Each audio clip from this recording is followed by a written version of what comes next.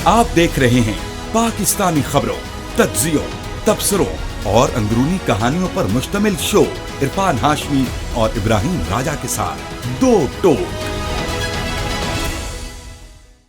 बिस्मिल्लाहिर्रहमानिर्रहीम। अस्सलाम वालेकुम नाज़रीन, मैं हूं इरफान हाशमी और आपको प्रोग्राम में खुश आमदीद कहता हूं। और हमारे साथ मौजूद हैं इब्राहिम राजा साहब। राजा साहब अस्सलाम वालेकुम। वालेकुम अस्सलाम।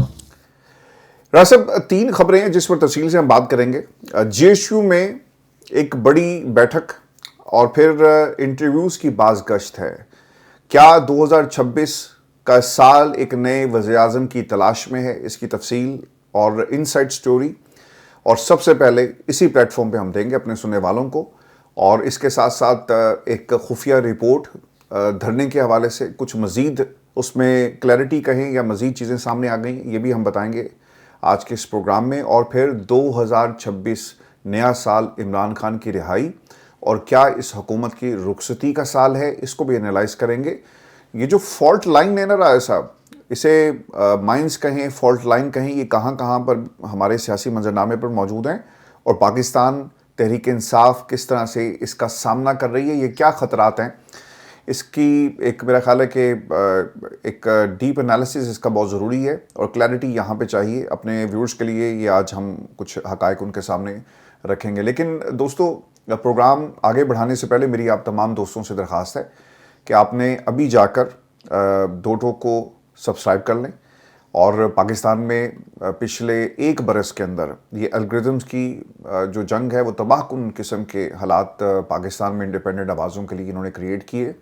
चाइना, टर्की, कनाडा और यूएई, ये वो ममालिक हैं जहाँ से ऐसे ऐसे सॉफ्टवेयर पाकिस्तान में लाकर लगा दिए गए हैं जिससे इमरान खान ऐसे प्रोग्राम्स, ऐसी आवाज़ें जो बार बार इमरान खान का नाम लेते हैं, ऐसे थंबनेल जिनमें इमरान खान का नाम हो, जमहूरियत का जो जिक्र करें, मुतालबात करें हुकूमत से, या फिर ऐसी स्टोरीज़ जो किसी को पसंद नहीं है, ऐसे प्लेटफॉर्म्स को टारगेट किया जा रहा है। और ये बातें, ये सिर्फ फ़लसफ़ा या थ्योरी की हद तक की बात नहीं है, इसकी बहुत सारी एग्जांपल्स मौजूद हैं।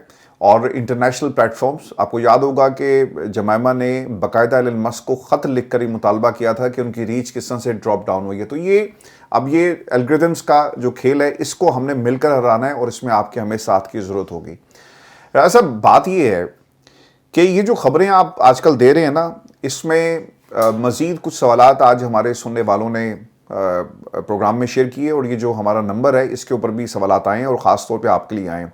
सवालात ये हैं जी कि एक तो हमें ये बताएं कि 2026 साल कैसा होगा, इस पर आगे चलकर बात करेंगे पाकिस्तान तहरीक इंसाफ के लिए। लेकिन ऐसा ये जो बार बार बाज़गश्त सुनने को कानों में जो आवाज़ पड़ती है, कभी ये आवाज़ धीमी हो जाती है, कभी ये आवाज़ कानों को जो है वो पर्दे फाड़ देती है।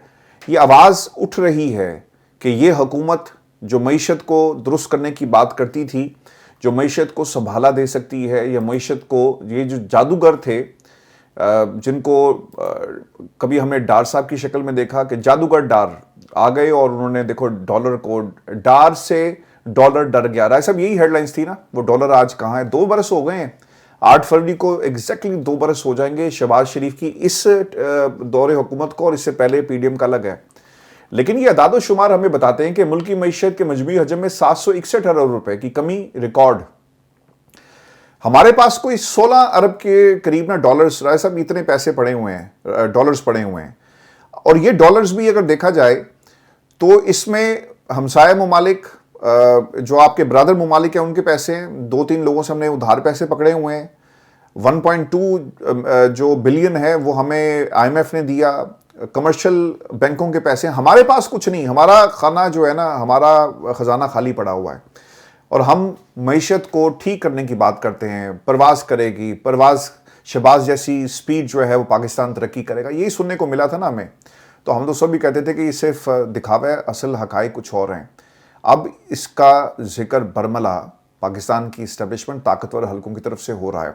आपने देखा है कि उन्होंने मईशत के ऊपर एक कंट्रोल नज़र आता है। PIA में भी उनके शेयर्स की बात हो रही है, फिर आज एक और कंपनी उसमें भी शेयर की बात हो रही थी। तो वो एक कंट्रोल वहाँ पे आपको नज़र आ रहा है। तो क्या ये कंट्रोल यहाँ पे भी हो जाएगा?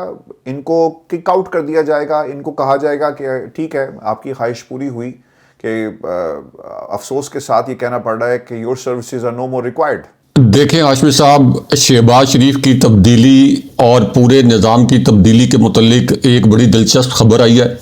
ये खबर कहाँ से आई ये भी अपने व्यूअर्स के साथ शेयर करते हैं और आगे चलकर एक इंटेलिजेंस रिपोर्ट उस पर भी बात करेंगे। और जो एक अहम सवाल आपने उठाया ज़र मुबादला के ज़खायर के मुतल्लिक, इसके मुतल्लिक भी कुछ अहम इंफॉर्मेशन है जो अपने व्यूअर्स के साथ शेयर करते हैं। लेकिन सबसे पहले इस वक्त जो पूरे निज़ाम की तब्दीली की बाज़गश्त है कि किस तरीके से GHQ एक ग्रैंड प्लान बना रहा है और उस ग्रैंड प्लान के नतीजे में शहबाज शरीफ की छुट्टी हो जाएगी और कोई और ऐसी शख्सियत जिसके मुतल्लिक GHQ ये समझता है कि शहबाज शरीफ से बेहतर तरीके से वो हुकूमती निज़ाम चला सकेगी, तो उस शख्सियत को लाया जाएगा।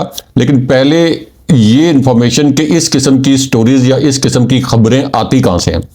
हाशमी साहब, चूँकि 24-25 साल लगातार सहाफ़त करते हुए आपको मुझे हो गए और बहुत सी ऐसी ब्रीफिंग्स थी, मिसाल के तौर पर जो आर्मी चीफ्स हैं उनकी ब्रीफिंग्स भी मैंने सहाफ़ी के तौर पर अटेंड की हैं। जो आपके सफारत खाने होते हैं उनकी ब्रीफिंग्स भी आप बतौर सहाफ़ी अटेंड करते हैं। इसी तरह पार्लियामान जाते हैं, अदालतों में जाते हैं और इसी तरह जो पॉलिटिकल ब्रीफिंग्स हैं वो भी आप अटेंड करते हैं। तो जहाँ पे इस किस्म की ब्रीफिंग होती हैं या कोई गैर रस्मी मुलाकात होती है, वहाँ पे आपको एक गैर महसूस तरीके से एक स्टोरी जो है वो आपके दिमाग में डाल दी जाती है या लीक कर दी जाती है और कहा यह जाता है कि इसको आपने खबर के तौर पर नहीं देना, बाद में कभी आप इसको तज्जिए की सूरत में दे दें जिसके अंदर एक खबर भी छुपी होती है। अब ये जो खबर है, यानी जो सबसे पहले एक मरतबा हमने डिस्कस किया और उसके बाद अब सहेल वड़ाई साहब ने अपने तज्जिए के अंदर खबर दी, लेकिन ये खबर आई कहाँ से? ये खबर जो मैं इसका तज्जिया करता हूँ, ये खबर आई है मुमकिना तौर पर सहेल वड़ाई साहब की किसी ऐसी टॉप शख्सियत के साथ मुलाकात जिसका ताल्लुक GHQ से है, या ऐसी कोई टॉप ब्रीफिंग, ऐसी ब्रीफिंग जिसका ताल्लुक GHQ से है। वरना इतना बड़ा रिस्क जो है इतने बड़े अखबार में कोई नहीं ले सकता, कोई साफ़ी के इस किस्म का कॉलम लिख मारे, क्योंकि एक साफ़ी के लिए ये बड़ा चैलेंजिंग होता है इतनी बड़ी स्टोरी इतने बड़े अखबार में देना और एक पूरा कॉलम लिख मारना। ये आप उसी वक्त कर सकते हैं, इतना डेयरिंग काम और इतना डेयरिंग आर्टिकल उसी वक्त लिख सकते हैं जब आपके पास सॉलिड किसी ने इन्फॉर्मेशन दी हो। अच्छा, अब इस इंफॉर्मेशन के जो 3 हिस्से हैं जो इमरान खान साहब से रेलिवेंट हैं कि इमरान खान साहब का नए निज़ाम के अंदर क्या रोल होगा, ये तीनों नुक्ते जो हैं ये डिस्कस कर लेते हैं। सबसे पहले तो ये जो सहेल वड़ाई साहब की स्टोरी थी या जो तज्जिया था जिसके अंदर एक स्टोरी थी, उसमें उन्होंने मरियम नवाज के नाम पर जो एस्टैब्लिशमेंट ने अब काटा लगाया है इसको थोड़ा सा सॉफ्ट अल्फाज में बयान किया है। सहेल वड़ाई साहब कहते हैं कि एक सूबा जो है उसके मुतल्लिक एस्टैब्लिशमेंट शाकी है कि ग्राउंड के ऊपर जाके लोगों को वो असरात नहीं मिले, वो समरात नहीं मिले, यानी निज़ाम के वो समरात जो कि एस्टैब्लिशमेंट या GHQ समझता है कि मिलने चाहिए थे वो नहीं मिले। इसके बावजूद कि इसका कॉन्टेक्स्ट ये है कि मरियम नवाज को फ्री हैंड दिया गया था, PTI को मुकम्मल तौर पर क्रश कर दिया गया था, मरियम नवाज के सामने किसी किस्म का कोई चैलेंज नहीं था। लेकिन पंजाब में गवर्नेंस पर GHQ के तहफ़्फ़ुज़ात सामने आए हैं और ये इस तज्जिए में और इस खबर के अंदर जो है बड़े वाज़े तौर पर लिखा गया है या बड़े वाज़े तौर पर इसका तासुर दिया गया है। उसके बाद जो शहबाज शरीफ की तब्दीली के मुतल्लिक इसके अंदर एक खबर छुपी है वो ये है कि सहेल वड़ाई साहब कहते हैं कि शहबाज शरीफ एक कामयाब वज़ीर-ए-आज़म है। मुक़तदरा और उनका जो वर्किंग रिलेशन है, यानी GHQ का और शहबाज शरीफ का वर्किंग रिलेशन ये है तो बड़ा ज़बरदस्त, लेकिन अभी फ़िलहाल लगता तो ऐसा था कि शहबाज शरीफ का कोई मुतबादिल वज़ीर-ए-आज़म या कोई मुतबादिल नाम जो है ये इस वक्त एस्टैब्लिशमेंट के पास या GHQ के पास नहीं होगा। लेकिन हकीकत ये है कि ये जो हुकूमत है ये कोई मकबूल आम बयानियाँ बनाने में नाकाम रही, यानी GHQ ये कह रहा है, सहेल वड़ाई साहब के बकौल GHQ ये कह रहा है कि ये हुकूमत जो है इसके पास कोई मकबूल आम बयानियाँ नहीं है।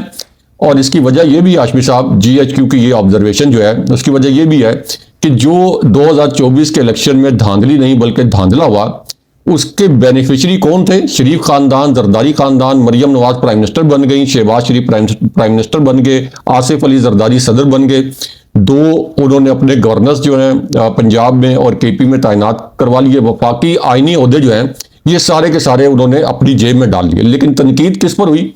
तनकीद का रुख जो है ये सारा इस्टेब्लिशमेंट की जानिब मुड़ गया। आप देख लें कि शरीफ खानदान पे और जरदारी खानदान पे तनकीद ना होने के बराबर होती है, सारी तनकीद का रुख इस्टेब्लिशमेंट की जानिब मुड़ जाता है, लेकिन ग्राउंड पे बेनिफिशरी भी हैं और निज़ाम चलाने में नाकामी भी इनकी है। तो इसलिए अब ये कहा गया है कि शहबाज शरीफ की हुकूमत कोई मकबूल आम बयानिया जो है वो बनाने में नाकाम रही है।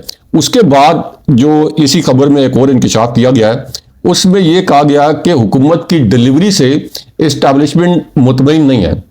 यानी एक तो मरियम नवाज और इस हुकूमत की डिलीवरी से भी इस्टेब्लिशमेंट मुतमईन नहीं है, और फिर इस अदम इत्मीनान से ग्रैंड प्लान की कहानी जन्म लेती है। ये कोट अनकोट जो है ये वर्ड्स जो है इस्तेमाल किए गए। उसके बाद शहबाज शरीफ को हटाने के मुतल्लिक जो खबर है उसमें यह कहा गया कि अंदाजा है कि ग्रैंड प्लान में एक वंडर बॉय की जरूरत है।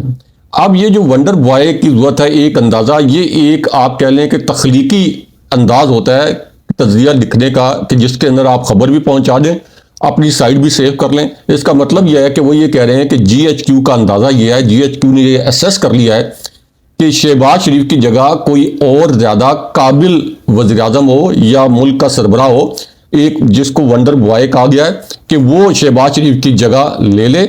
और शहबाज शरीफ को कहा गया कि वो सोना है, सोना यानी गोल्ड, लेकिन इस वक्त जो पाकिस्तान के मसाइल हैं वो कोई हीरा ही हल कर सकता है। तो इसका मतलब है कि शहबाज शरीफ जिनको सोना समझा जाता था, he is done and dusted, और उनको ये कहा जा रहा है कि अब इनसे जान छुड़ाई जाए और कोई और जो है उसको सामने लाया जाए।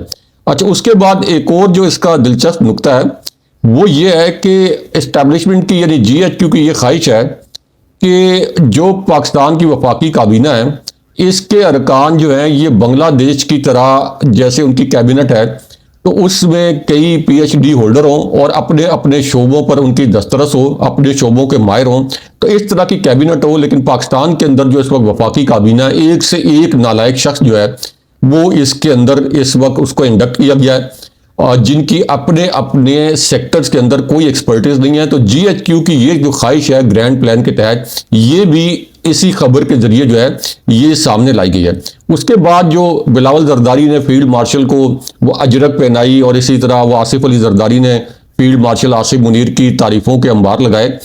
तो इसके अंदर, इस खबर के अंदर ये बताया गया कि GHQ ये समझता है कि सिंध में करप्शन हो रही है, गवर्नेंस वहां पे उसका फुकदान है, और सिंध की गवर्नेंस के ऊपर भी शदीद किस्म की रिजर्वेशंस का इजहार किया गया है GHQ की जानिब से। इसलिए GHQ इस वक्त ये तैयारी कर रहा है कि एक पैरेलल निज़ाम जो है वो लाया जाए। अब इसमें जो इमरान खान साहब के मुतालिक खबर है कि नई कौमी हुकूमत, नया कौमी निज़ाम, इसमें इमरान खान साहब कहाँ फिट होंगे और इमरान खान साहब का क्या रोल होगा। तो अब इस खबर में ये कहा गया है कि ये जो नया कौमी निज़ाम है जो कि ग्रैंड प्लान के तहत बनाया जा रहा है, इस ग्रैंड प्लान के तहत बनाए गए कौमी निज़ाम में इमरान खान साहब को दावत दी जाएगी कि आप इस ग्रैंड प्लान में शामिल हो जाएं, इस कौमी हुकूमत में शामिल हो जाएं, आपकी जमात शामिल हो जाए। लेकिन तमाम सियासी जमातें तासुब यह है कि किसी किस्म की तहरीक, किसी किस्म के जलसे जुलूस, किसी किस्म की मजामत ये ख़त्म कर देंगे। बस एक, जैसे चाइना में एक सिस्टम है,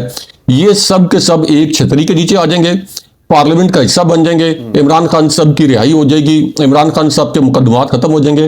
तो एक छतरी के नीचे कोई स्टेटमेंट एक दूसरे के खिलाफ, एग्रेसिव स्टेटमेंट एस्टेब्लिशमेंट के खिलाफ या दूसरी पार्टी के खिलाफ नहीं होगी, वजारतें जो है वो एक्सपर्ट्स को दे दी जाएंगी। तो इस तरह का निज़ाम जो है ये तरतीब देने की कोशिश की जा रही है। लेकिन उसके अंदर इमरान खान साहब के मुतालिक ये भी लिखा गया है कि पहले तो इमरान खान साहब को कायल किया जाएगा कि देखें मुल्क की बेहतरी इसमें है, आपकी भी बेहतरी इसमें है कि आप इस निज़ाम के सामने जो है इसमें आप मुल्क की बेहतरी के लिए शामिल हो जाएं। और अगर इमरान खान साहब को दबाव के बावजूद या इमरान खान साहब को रिक्वेस्ट करने के बावजूद इमरान खान साहब इस कौमी हुकूमत का हिस्सा नहीं बनते, तो उस सूरत में इमरान खान साहब की कैद और सख्त हो जाएगी और इमरान खान साहब कभी रिहा नहीं होंगे। इस किस्म का तासुर दिया गया कि GHQ ने इमरान खान साहब के हवाले से इस ग्रैंड प्लान के अंदर ये दो ऑप्शन रखे हैं, और एक ऑप्शन ऐसा है जिसमें इमरान खान साहब का रोल ये हो कि वो इस कौमी निज़ाम का हिस्सा बन जाए। उसके बाद एक और जो दिलचस्प इसके अंदर खबर है वो ये है कि अगर इमरान खान साहब इस प्लान का हिस्सा नहीं बनते, इस कौमी हुकूमत का हिस्सा नहीं बनते, तो फिर PTI के अंदर से एक मौसर जत्था, ये अल्फाज कोट एंड कोट इस्तेमाल किए गए हैं कि एक मौसर जत्था जो है वो निकाला जाएगा और उसको पार्लियामेंट का हिस्सा बना दिया जाएगा। अब इसके अंदर जो मिलियन डॉलर क्वेश्चन है कि इस पूरे निज़ाम को लीड कौन करेगा। तो सबसे पहले तो अपने हाशमी साहब जो हमारे व्यूअर्स हैं उनसे दरख्वास्त करते हैं कि ज़रा गैस करें, तुक्का लगाएं कि ये इशारे कहाँ पे जा रहे हैं कि इस निज़ाम को कौन लीड करेगा। क्योंकि मिसाल के तौर पर अगर शहबाज शरीफ इस पूरे निज़ाम को लीड करें तो जाहिर है कि ये तो कंसेंसस नहीं बनेगा कि पीपल्स पार्टी किसी किस्म की कोई स्टेटमेंट ना दे, तहरीक इंसाफ कोई स्टेटमेंट ना दे, इसी तरह बाकी जमातें जो है वो शहबाज शरीफ की इमामत के पीछे जो है वो यकसू होकर खड़े हो जाएं। ये तो नहीं होगा, तो इसको कौन लीड करेगा। अब इसके अंदर लुब्बे लुबाब ये है, जो तज्जिया है और तज्जिए के अंदर छुपी खबर है वो ये है कि इस पूरे निज़ाम को इस ग्रैंड प्लान के तहत लीड करेंगे फील्ड मार्शल आसिम मुनीर और उनकी टीम। सारी कोर टीम उनकी होगी, कोर तैनातियां उनकी होंगी।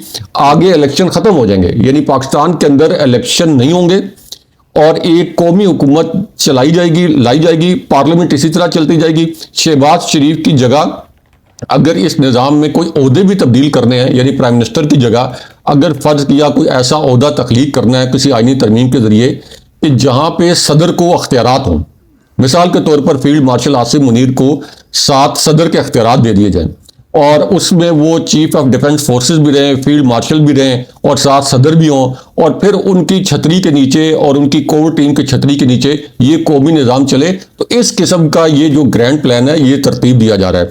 अच्छा, अब जो सुहेल वड़ाई साहब ने इसके अंदर अल्फाज इस्तेमाल किए कि अफवाह साज, क्यास आरा और इस किस्म के, तो ये सब इसलिए इस्तेमाल किए जाते हैं, ये एक तख्लीकी अंदाज है, यानी वो अपने असल में ज़राए को कोट कर रहे हैं कि जिस शख्सियत ने मुझे ये बातें बताई हैं, और उनके इस कॉलम से पता चलता है कि उनके पास बड़ी एक सॉलिड किस्म की इंफॉर्मेशन है इस पूरे प्लान के मुतालिक। फिर एक और इसके अंदर अहम खबर ये है कि इस ग्रैंड प्लान के मुताबिक जो है कि इस निज़ाम की कश्ती से अगर सियासी बोझ उतार कर हल्का होना है तो सवाल ये है कि ये सियासी सामान किस स्टेशन पर उतरेगा और क्या ये सियासी सामान कश्ती से उतरने के बाद किसी मुखालिफ कश्ती में सवार तो नहीं हो जाएगा। यानी ऐसा तो नहीं है कि शहबाज शरीफ की हुकूमत ख़त्म हो जाए या शहबाज शरीफ को वज़ारत उज़्मा से हटा दिया जाए तो ये फिर कोई किसी मुखालिफ कश्ती में सामान चला जाए, यानी इमरान खान साहब या PTI की तरफ चला जाए। तो ये भी एक जो है इसके अंदर एक कंसिडरेशन है।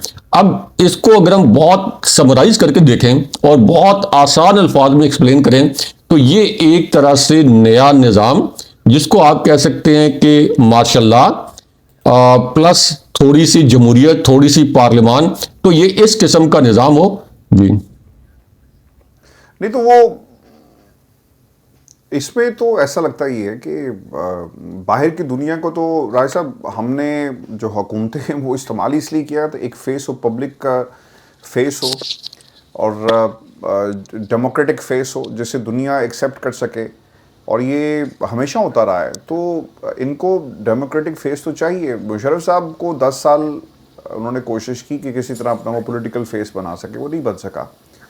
एक तो विद इन पाकिस्तान जो पॉलिटिकल पार्टीज आज आपको एक पेज पे नज़र आ रही हैं, जब इतने बड़े लेवल पे तब्दीलियां आना शुरू हो जाएंगी तो शायद अंदर से आवाज़ें एकदम से उठना शुरू हो जाएं, और वो लोग जो आज इमरान खान को अंदर रखने की तो जिहाद पेश करते हुए नज़र आते हैं, उन्हें भी एहसास होगा कि यार ये तो सब कुछ मलिया मेट हो रहा है, लिहाजा अभी भी कुछ नहीं। देखें, असल सवाल तो यही है, ये जो सवाल आपने पकड़ा ना, असल सवाल यही है कि चाइना के पॉलिटिकल डायनेमिक्स जो हैं ये इंटायरली डिफरेंट है, पाकिस्तान के पॉलिटिकल डायनेमिक्स जो हैं ये इंटायरली डिफरेंट है।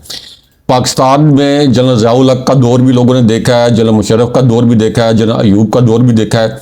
तो पाकिस्तान के अंदर लोगों ने सिविल आमरीतें भी देखी हैं।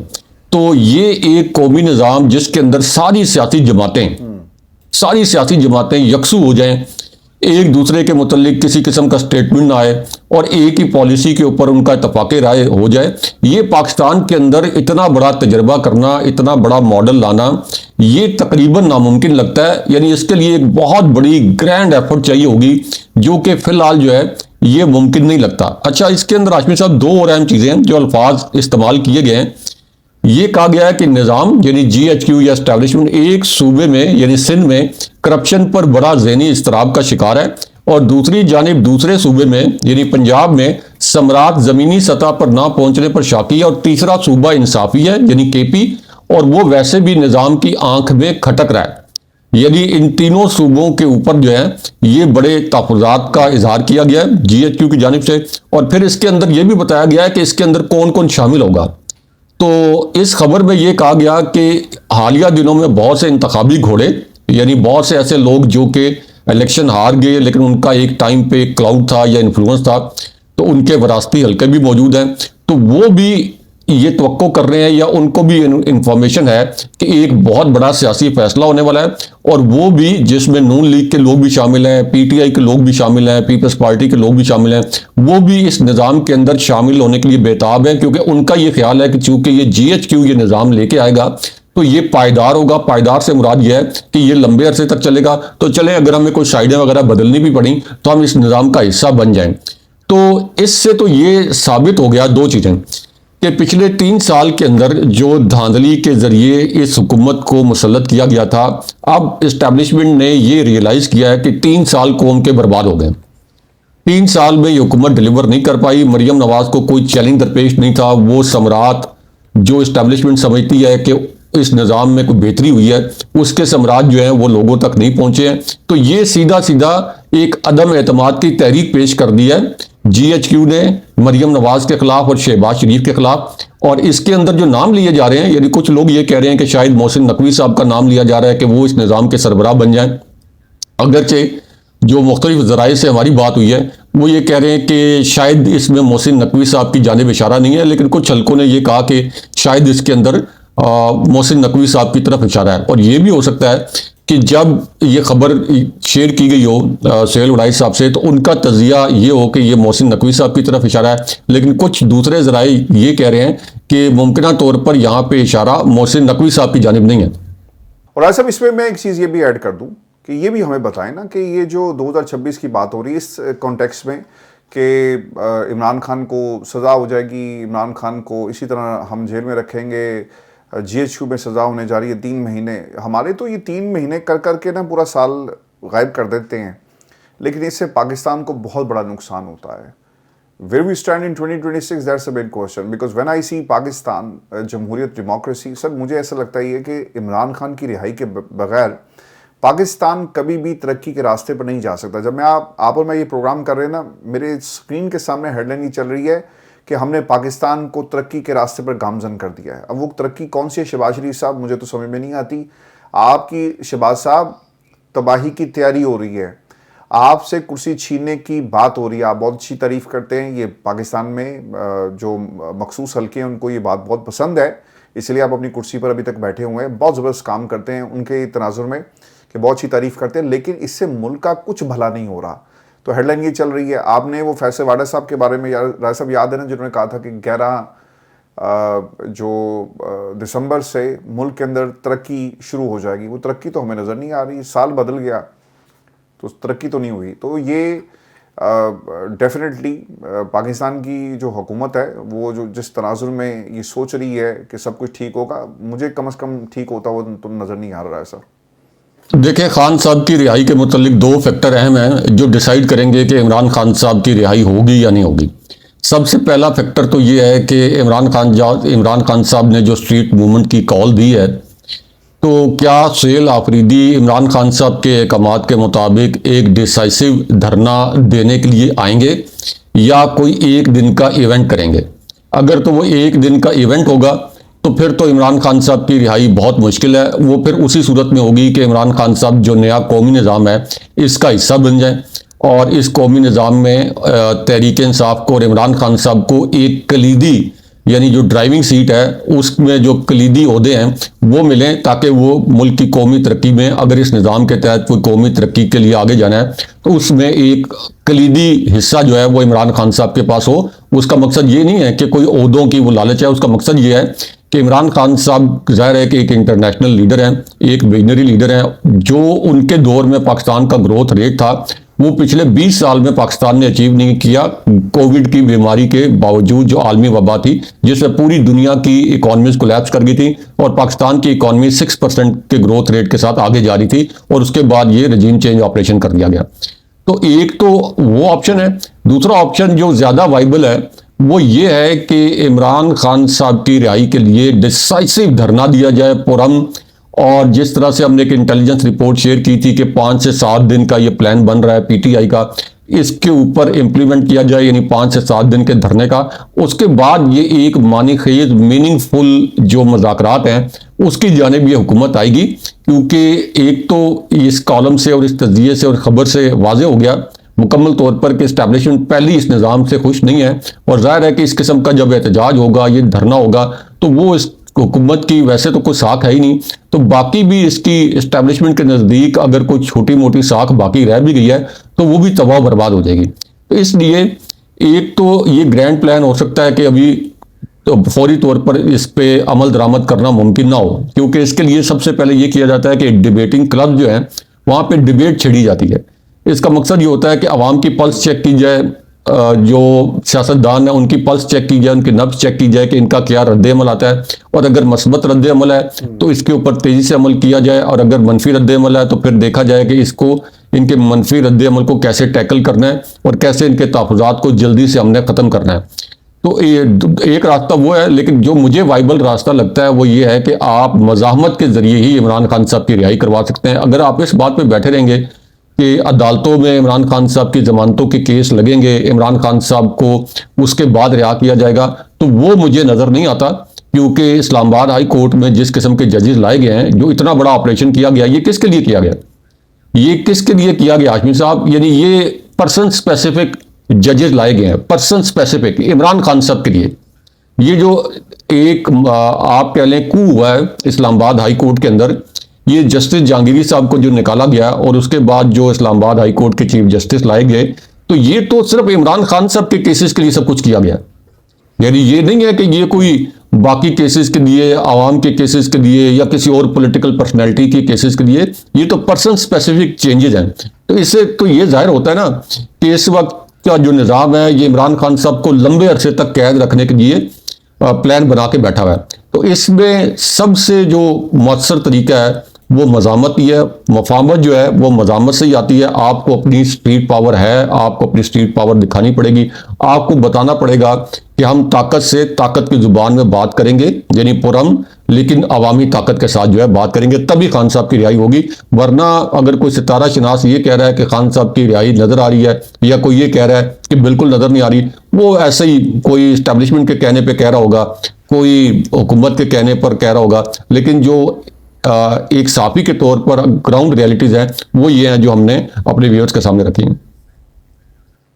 बहुत शुक्रिया आसम। व्यूअर्स, ये हमारी आज की वीडियो थी। अपने कमेंट ज़रूर भेजिएगा, चैनल को सब्सक्राइब करें, इस दुआ के साथ कि ये नया साल पाकिस्तान के लिए तरक्की लेकर आए और पाकिस्तान में जमहूरियत का बोलबाला हो। जितने भी ये जो जमहूरियत की प्रॉक्सीज़ हैं ये अपने अंजाम को पहुँचें, और जो स्ट्रगल इस वक्त रूल ऑफ लॉ की है वो ज़रूर कामयाब हो। अपना ख्याल रखिएगा, इजाज़त दीजिए। अल्लाह ने के बाद।